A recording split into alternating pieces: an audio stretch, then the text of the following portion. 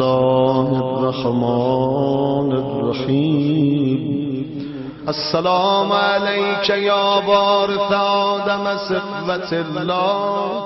السلام عليك يا وارث نوح نبي الله. السلام عليك يا وارث إبراهيم خليل الله. السلام عليك يا وارث موسى كليم الله. السلام عليك يا وارث عيسى روح الله. السلام عليك يا وارث محمد حبيب الله.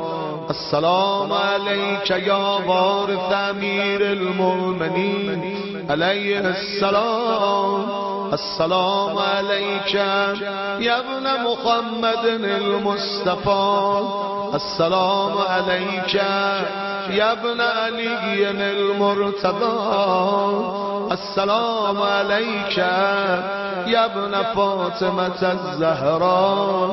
السلام عليك يا ابن خديجة الكبرى.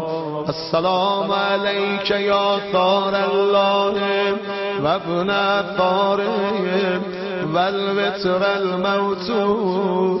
أشهد أنك قد أقمت الصلاة وآتيت الزكاة وأمرت بالمعروف ونهيت عن المنكر وأطعت الله ورسوله حتى أتاك اليقين.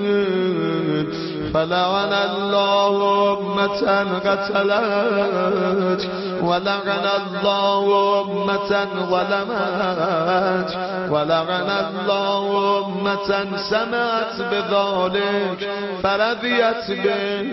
يا مولاي يا أبا عبد الله أشهد أنك كنت نورا في الأسلاب الشامخة والأرقام المطهرة.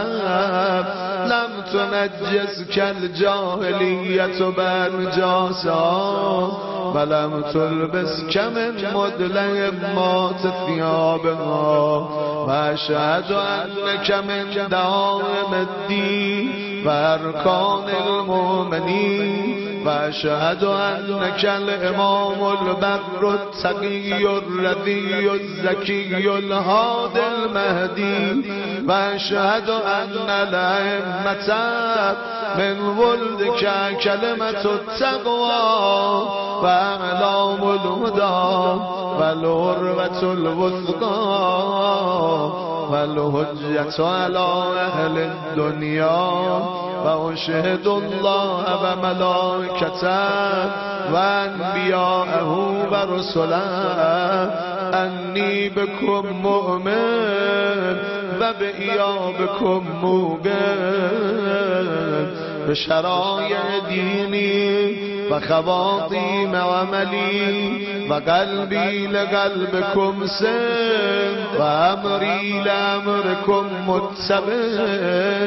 صلوات الله عليكم وعلى أرواحكم وعلى أجسادكم وعلى أجسامكم وعلى شاهدكم وعلى غائبكم وعلى ظاهركم وعلى باطنكم.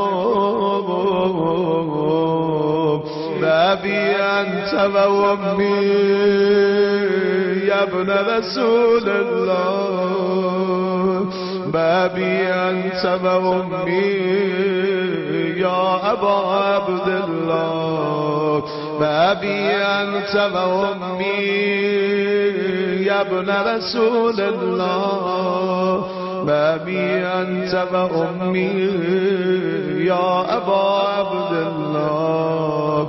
لقد عظمت الرزية وجلت المصيبة بك علينا وعلى جميع أهل السماوات والأرض. فلعن الله أمة أسرجت والجمت وتأيت لقتالك. يا مولاي يا أبا عبد الله يا مولاي يا مولاي يا أبا عبد الله قصدت خرمك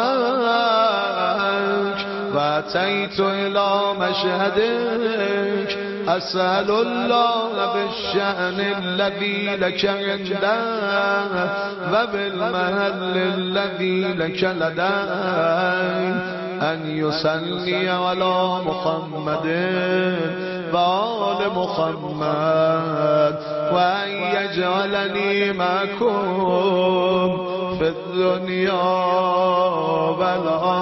والآخرة.